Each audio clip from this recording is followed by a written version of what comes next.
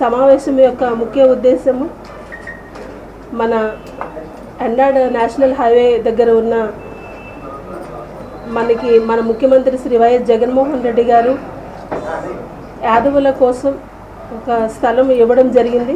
దానికి భూమి పూజ కార్యక్రమాన్ని ఉద్దేశించి ఈరోజు ఇక్కడ సమావేశం ఏర్పాటు చేశాము.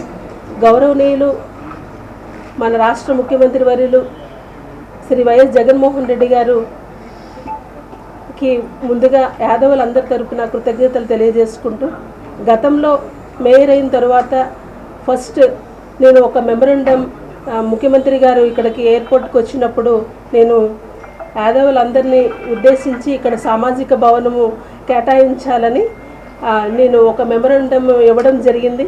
అది వెంటనే అక్కడున్న కలెక్టర్ గారికి మన ముఖ్యమంత్రి గారు ఆదేశించారు.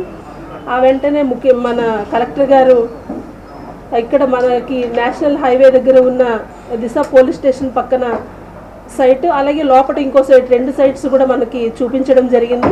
తర్వాత ఫైనల్గా ఈ దిశ పోలీస్ స్టేషన్ పక్కన ఈఎన్టీ హాస్పిటల్ కడుతున్నారు. దాని పక్కన మనకి అరెకరం సైట్ మనకి అది బాగుంటుందని చెప్పిన తర్వాత దాన్ని సర్వే అవన్నీ చేయించి మనకి ఆ సైట్ మన ముఖ్యమంత్రి గారు ఇవ్వడం జరిగింది. రాష్ట్ర క్యాబినెట్లో కూడా దీన్ని మన కారుమూరి నాగేశ్వరరావు గారు, వైవి సుబ్బారెడ్డి గారు, సాయిరెడ్డి గారు వీళ్ళ సహకారంతో మనకి అది ఆమోదమయ్యి మనకి జీవో కాపీ కూడా ఇవ్వడం జరిగింది. విశాఖ జిల్లా యాదవ్ భవనకు భూమి పూజ కార్యక్రమం ఏర్పాటు చేయడం జరిగింది.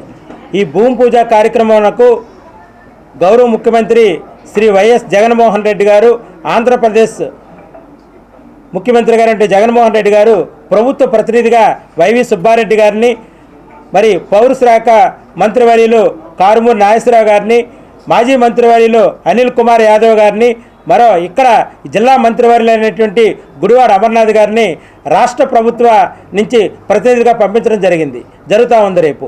దీనికి మరి గతంలో అనేక ప్రభుత్వాలు, ఈ రాష్ట్రంలో ఉన్నటువంటి ప్రభుత్వాలు కానీ, గతంలో ఉన్నటువంటి ముఖ్యమంత్రులు కానీ ఎవరు కూడా విశాఖ జిల్లాలో ఉన్నటువంటి భవనాలకి, సామాజిక భవనాలకి స్థలాలు కేటాయించలేదు. గౌరవ ముఖ్యమంత్రి జగన్మోహన్ రెడ్డి గారు కాపు సామాజిక భవనానికి కూడా స్థలం ఇవ్వడం జరిగింది, అరెకర స్థలం. అలాగే మరో పెద్ద సామాజిక వర్గం యాదవులకు కూడా అరెకర స్థలం కేటాయించడం జరిగింది.